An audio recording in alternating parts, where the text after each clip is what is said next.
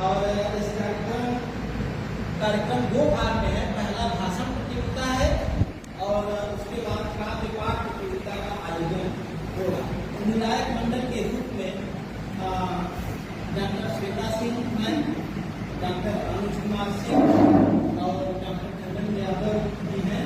भाषण प्रतियोगिता में 5 मिनट इन लोगों को दिया गया है। जो विषय है हिंदी भाषा में रोजगार की संभावनाएं, इस विषय पर 5 मिनट में आपको अपनी बात रखनी है और इसमें आपके विषय की स्पष्टता को देखा जाएगा। आपका कंटेंट कैसा है, आपका अभिव्यक्ति कौशल कैसा है और समय का पाबंद आप किस तरह से। जन जन की भाषा है हिंदी, भारत की आशा है, जिसने पूरे देश को बांध रखा है वह हिंदुस्तान है। मेरा आदरणीय प्रशासन, शिक्षकगण और मेरे सहपाठियों, आप सभी को शुभ दोपहर। मेरा नाम है अर्चना यादव, मैं बीएससी फर्स्ट सेमेस्टर की छात्रा हूँ। मैं आज हिंदी पखवाड़ा के अंतर्गत भाषण प्रतियोगिता में हिंदी भाषा से रोजगार की प्राप्ति में मैं कुछ अपने विचारों को प्रस्तुत करना चाहता हूँ। जैसा देखा जाए तो भारत देश में केवल 10 से 15% लोग अंग्रेजी भाषा बोलते हैं। बाकी 80 से 85% लोग हीन भावना के शिकार होकर यह सोचते हैं कि नौकरियां अधिकतर उन्हीं को मिलती है जो केवल अंग्रेजी भाषा बोलते हैं और हिंदी भाषी लोग किसी के काबिल नहीं है। लेकिन बिल्कुल जो कि ऐसा बिल्कुल नहीं है। उन्हें यह नहीं सोचना चाहिए, उन्हें यह याद होना चाहिए अंग्रेजी सिर्फ एक भाषा है, उनकी हुनर या व्यक्तित्व को नहीं बताती है, उनके व्यक्तित्व को नहीं बताती है, बल्कि हिंदी तो हमारी संस्कृति है। और उन्हें यह गर्व होना चाहिए कि हिंदी भाषी तो हमारे बहुसंख्यक लोगों की भाषा है, जो कि हिंदी अपनी निज भाषा को मतलब बढ़ावा देने के लिए हमारे महाकवि भारतेंदु हरिश्चंद्र ने एक दोहा लिखा है कि निज भाषा उन्नति है, सब उन्नति को मूल, बिन निज भाषा ज्ञान के रहत हीन के ही। कि अगर अपनी भाषा, अपनी मातृभाषा की हम उन्नति करेंगे तो हमारी समाज भी उन्नति करेगा और अपनी मातृभाषा के बिना व्यक्ति हीन बना रहता है, हीन बना रहता है। तो अगर हम देखें, अगर ऐसे कई क्षेत्र होते हैं कि जो अब हिंदी भाषा में अध्ययन करने वाला विद्यार्थी अपने भविष्य को संवार सकता है, क्योंकि भारत देश में सबसे ज्यादा हिंदी भाषा ही बोली जाती है। हिंदी को बोलने के लिए हिंदी बोलने वाले 55 करोड़ लोग हैं, लेकिन हिंदी को समझने वाले 1 अरब से अधिक लोग हैं। तो आज मैं इसी पर चर्चा करूंगी कि हिंदी भाषी लोग अध्ययन करने वाले को कौन से रोजगार प्राप्त हो सकती है। हिंदी भाषा के रोजगार में पहला क्षेत्र आता है पत्रकारिता का क्षेत्र, जो कि हम देखते हैं रोज हम न्यूज़पेपर, समाचार पत्र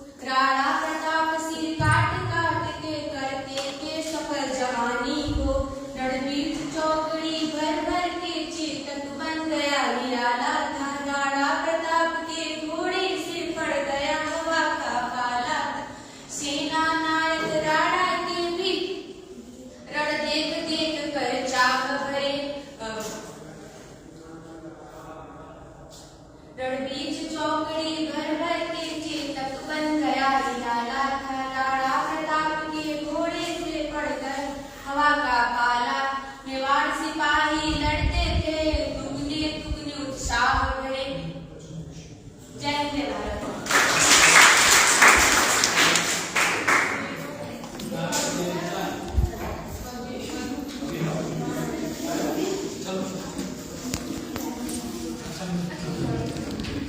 बीएससी की छात्रा मधु को मैं आमंत्रित करता हूँ, वे आए अपना कार्यभार प्रस्तुत करें। आदरणीय शिक्षकगण एवं मेरे सहपाठियों, आप सभी को हिंदी को पाठ के तहत चल रहे कार्यक्रम की शुभकामनाएं।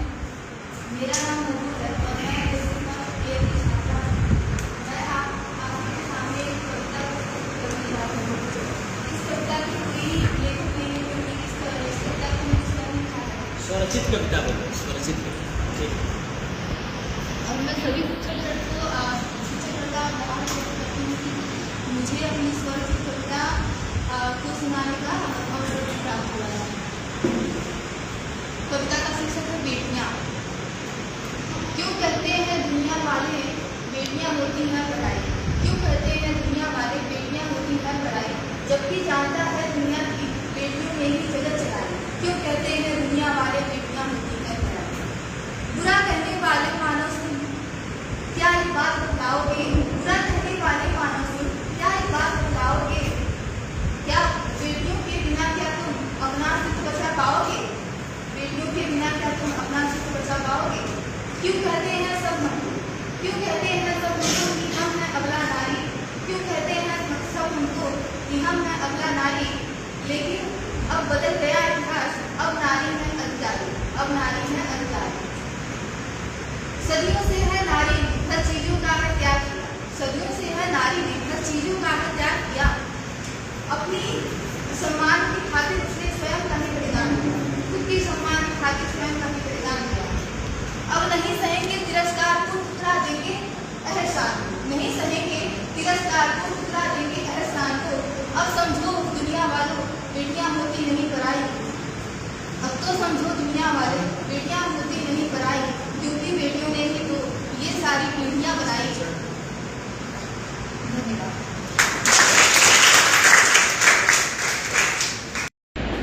और अपना कार्यभार प्रस्तुत करें।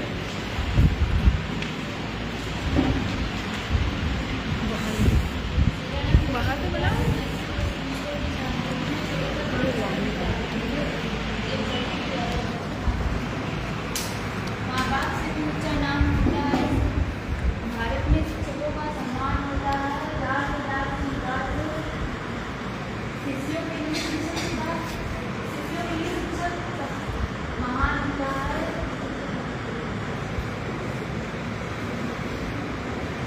देख के भी पढ़ सकती हो, अगर लिखी हो तो देख के। मिट्टी को नीरस और मजबूत बनाना ईद की नींव में योगदान होता है। ज्ञान का भंडार इनके चरणों में है, रोज रोज इनसे प्रकाशमान होता है। जीवन मानस अंश चरणों में है इनके अर्पण। आप खोल देता दुकानदार में भारत में शिक्षकों का सम्मान है।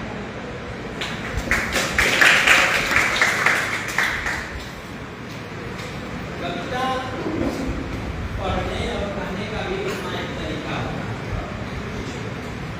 उसमें भी जिस भाव की कविता होती है, उस भाव में जब तक आप पहुंचेंगे नहीं, तब तक उस भाव की कविता को आप व्याख्यायित कर सकते हैं, उसको विकसित कर सकते हैं। कुछ शर्तें होती हैं हर किसी की होती है, उसमें कविता की भी होती है, उसकी मैं जो है एक कविता आपको सुनाना चाहूँगा। यह कविता जो है काशी विश्वविद्यालय के विभागाध्यक्ष प्रोफेसर अनूप वशिष्ठ जी द्वारा लिखी गई है। उन्होंने हमारी हिंदी काव्य परंपरा और उसके वारिस के रूप में हम सभी हिंदी वालों को देखा है और रेखांकित किया है। उन्होंने लिखा कि तुलसी के जायसी के रसखान के वारिस, कविता में हम कवियों के ऐलान के वारिस।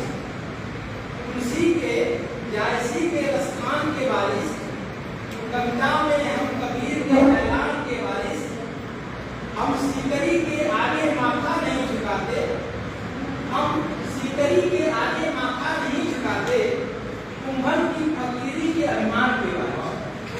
कुंभन के फकीरी के अभिमान के बारे में, सीने में दिल हमारे आजाद का धड़कता, सीने में दिल हमारे आजाद का धड़कता, हम वीर भगत सिंह के बलिदान के वारिस, एकलव्य का अनूठा कुछ पूछता है हरदम, एकलव्य का अनूठा कुछ पूछता है हरदम, हम तीर कमानों के संधान के वारिस। हमने समर में पीठ दिखाई नहीं कभी भी, अल्लाह के सहोदर मलखान के वारिस, अल्लाह के सहोदर मलखान के वारिस। तो ये कविता जो है